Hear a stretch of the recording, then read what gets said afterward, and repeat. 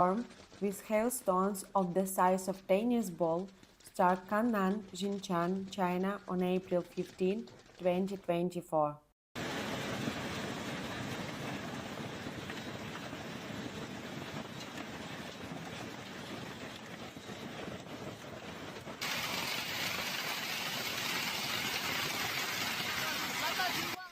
The hailstorm caused significant damage to both property and agriculture in the area.